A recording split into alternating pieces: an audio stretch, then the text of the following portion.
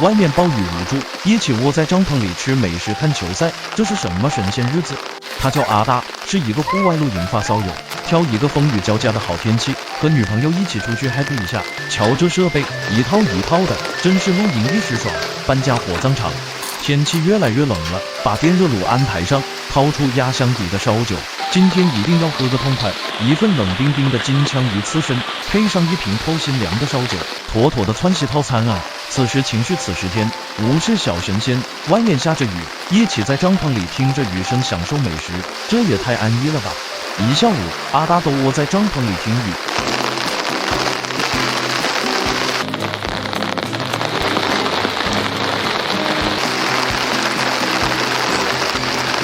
不知不觉，天都黑了，一起打着伞，穿越一场大雨，向厕所狂奔。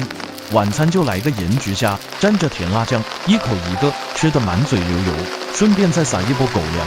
外面的雨越下越大，多亏了这个暖炉，帐篷里才没那么冷。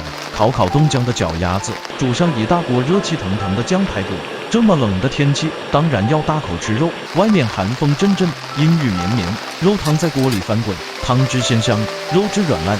几口下肚，满身的寒气立刻被压制住了，再配上一瓶梅子酒，一口一口吃下去的温暖，在清冷的雨夜也变得热气腾腾。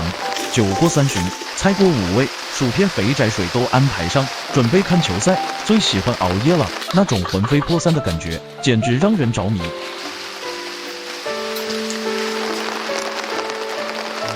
一觉睡到自然醒，昨晚居然下了一夜的雨。早餐来一锅热腾腾的海鲜面，暖心又暖胃。